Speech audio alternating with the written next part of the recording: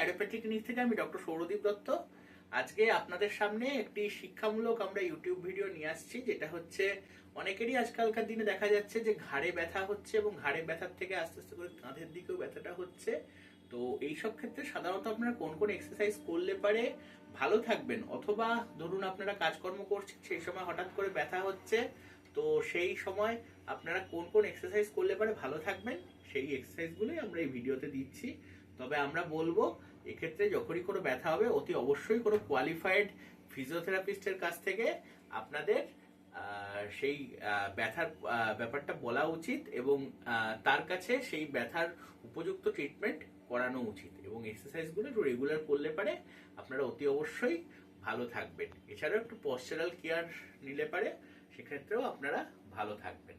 প্রতিটা এক্সারসাইজ কিন্তু আলাদা আলাদা রোগের ক্ষেত্রে চেঞ্জ হয়, তো আপনারা সেইভাবে করে সেই জন্যই কোয়ালিফাইড ফিজিওথেরাপিস্টের কাছে গিয়ে যে রোগের ক্ষেত্রে যে স্পেসিফিক যে এক্সারসাইজ সেই এক্সারসাইজটা করার চেষ্টা করবেন। আমরা এখানে সব টাইপের এক্সারসাইজ দিলাম, যদিও এগুলো ভ্যারি করে বিভিন্ন। আমরা এই এক্সারসাইজগুলো এর পরবর্তী ক্ষেত্রে একটা একটা করে দেখিয়ে দিচ্ছি, আপনারা এই এক্সারসাইজগুলো করবেন।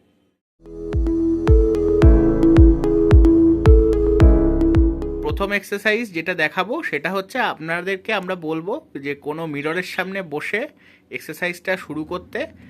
প্রথম এক্সারসাইজ যেটা হবে সেটা হচ্ছে দুটো হাতকে আস্তে আস্তে করে আপনার মুখের কাছে দিয়ে মাথা দিয়ে নিচের দিকে চাপ এবং দুটো হাত দিয়ে ওপরের দিকে চাপ, এইভাবে করে 1 থেকে 10 পর্যন্ত কাউন্ট করে আস্তে আস্তে করে ছাড়তে হবে।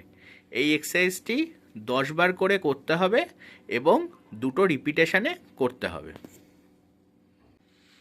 সেকেন্ড এক্সারসাইজ আমরা যেটা করব সেটা হচ্ছে আমাদের হাতটা গালের ওপরে থাকবে এবং আস্তে আস্তে করে আমরা হাত দিয়ে গালের উপর একটা প্রেশার দেব এবং গাল দিয়ে আমরা হাতের দিকে একটা প্রেশার দেব।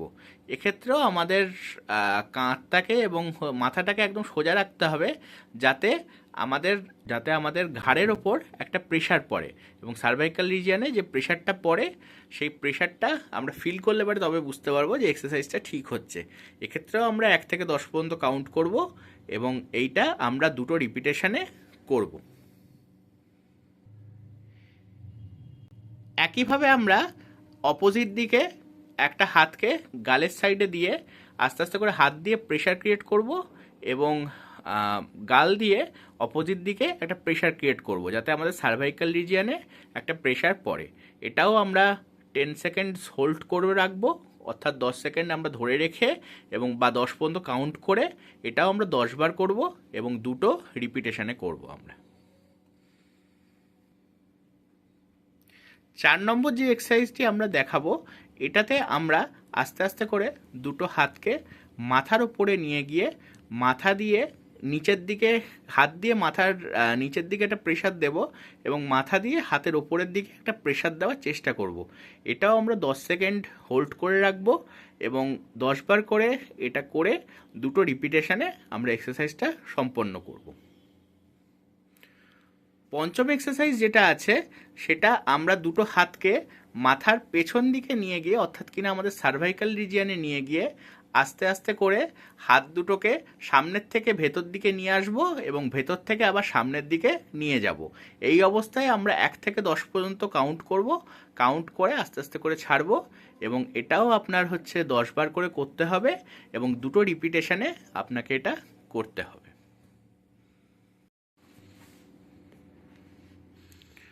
6 নম্বর এক্সারসাইজ আমরা যেটা করব সেটা হচ্ছে দুটো হাতকে মাথার সামনের দিকে এরকমভাবে ধরে আস্তে আস্তে করে একটা প্রেশার দেব হাত দিয়ে মাথার মধ্যে এবং মাথা দিয়ে হাতের মধ্যে, যাতে আমাদের সার্ভাইকাল রিজিয়নে একটা টান ফিল হয় বা স্ট্রেচ ফিল হয়।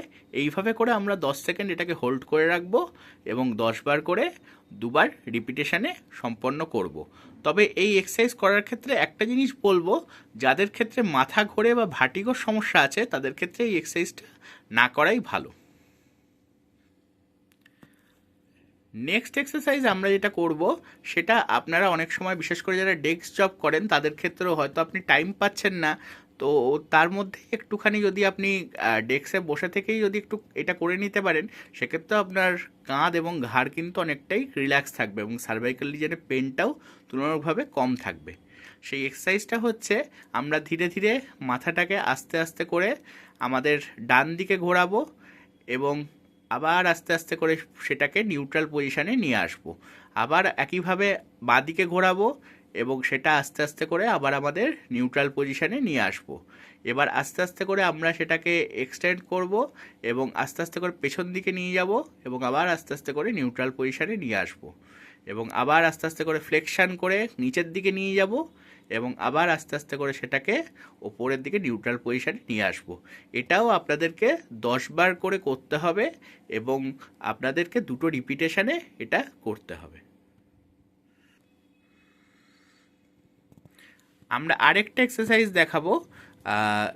এক্ষেত্রে আমাদের যদি কাঁধের দিকেও ব্যথাটা নামে বা ব্যথাটা যদি সাইডের দিকে হয়, তাহলে সেক্ষেত্রে আমরা 2টো হাতকে কাঁধের পাশে নিয়ে যাব এবং আস্তে আস্তে করে আমাদের কাঁধটাকে ঘোরানো শুরু করব। এইভাবে করে 1 থেকে 10 পর্যন্ত কাউন্ট করে আমরা ছাড়বো। একইভাবে ক্লকওয়াইজ হবে, আবার অ্যান্টি ক্লকওয়াইজেও এরকমভাবে 10 পর্যন্ত কাউন্ট করে আমরা এটাকে ছাড়বো এবং এটাও 2টো রিপিটেশনে সম্পন্ন হবে।